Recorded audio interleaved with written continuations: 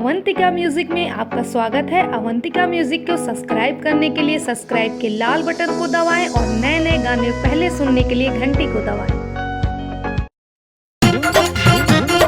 Presented by Avantika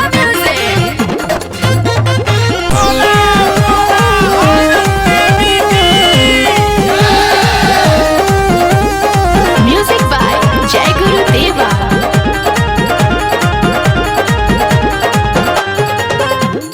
भौजी चला दशहरा के मेला में भीड़ कच कचवा लागल बा। भौजी चला दशहरा के मेला में भीड़ कच कचवा लागल बा। जहाँ कच कचवा लागल बा, भीड़ कच कचवा लागल बा। दुर्गा माई के दर्शन खातिर हो लाइन लमहर लागल बा। भौजी चला दशहरा के मेला में भीड़ कच कचवा लागल बा।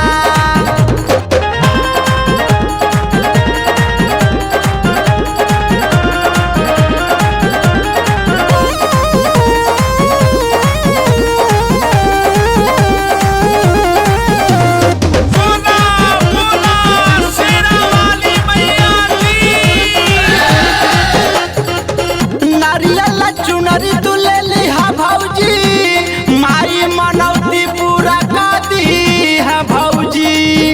मैया के दुआरा से अबू न खाली, भर दी गोदिया हो माई शेरवाली। त घुंघटा उठा के देखिहा बड़ा हो निक सारा का सवाह लागल बा। त घुंघटा उठा के देखिहा बड़ा हो निक सारा का सवाह लागल बा। निक सारा का सवाह लागल बा, निक सारा का सवाह लागल बा। त दुर्गा माई के दर्शन खातिर हो लाइन लमहर लागल बा।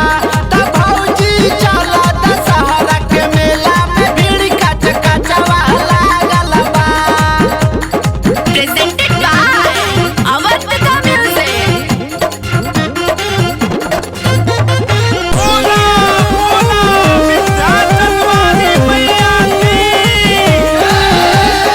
म्यूजिक by जय गुरु देवा।